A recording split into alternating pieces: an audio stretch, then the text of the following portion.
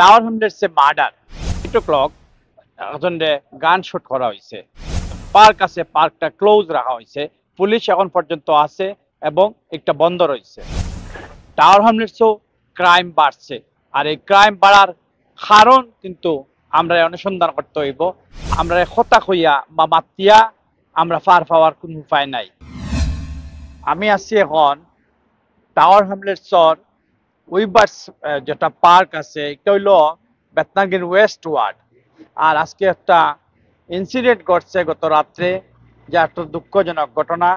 আমরা যতটুকু এই মুহূর্তে জানার চেষ্টা করছি আর কি, যে এখানে 30 বছর বা 30 ইয়ার্সের একজন গান শুটে মারা গেছেন। আর এটা হচ্ছে হইল পার্কর ভিতরে, পার্ক এখনো বন্ধ বন্ধ আছে। এবং আরো একটা জিনিস জানা গেছে যে সে বাঙালি না অন্য কোনো রেইসর তাও জানা যান না। তবে যতটুকু জানা গেছে যে পুলিশের তারা জানাইছেন যে একটা ওয়ার পরে ইনসিডেন্ট ওয়ার পরে এয়ার অ্যাম্বুলেন্স করিয়া তাদের নেওয়া হয়েছে, কিন্তু এখন পর্যন্ত কোন কারণে এবং কিতার লাগি মারা হয়েছে এবং তাই মারা যাওয়ার পরবর্তী সময়ে পুলিশ হুনিয়া আইছে। তো হুনিয়া হওয়ার পরে এখনো আমরা দেখলাম যে উইবার্স পার্ক এখনো ক্লোজ রয়েছে। তবে আমরা আপডেট দিমু।